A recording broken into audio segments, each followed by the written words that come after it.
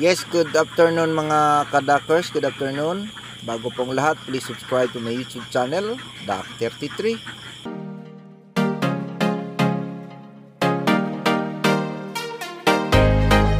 Paki-hit naman ang notification bell upang updated kayo sa mga video ko pang may upload.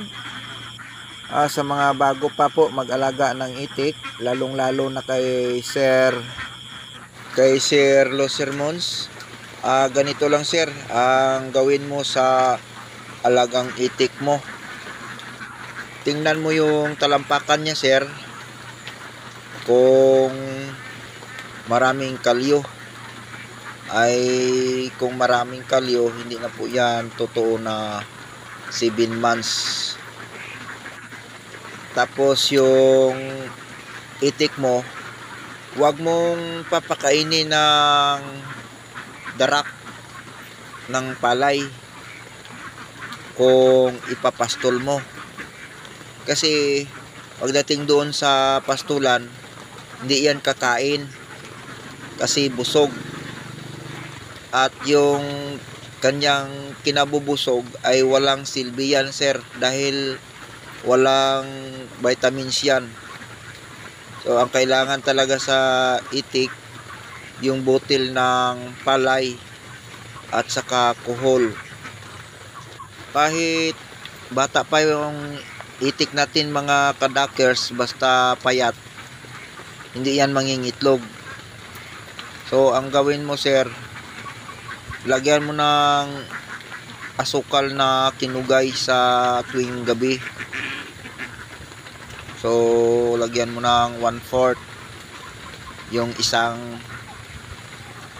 galon na tubig, 1/4 kilo na asukal yung paskubado.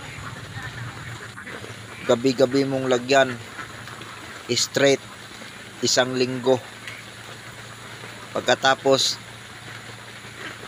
kapag mataba na sila, 2 times a week mo na lang para hindi masyado tumaba.